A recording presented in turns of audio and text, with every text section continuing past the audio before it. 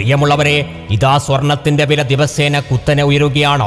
90,000 രൂപയായി നിൽക്കുകയാണ് നമ്മുടെ സ്വർണം.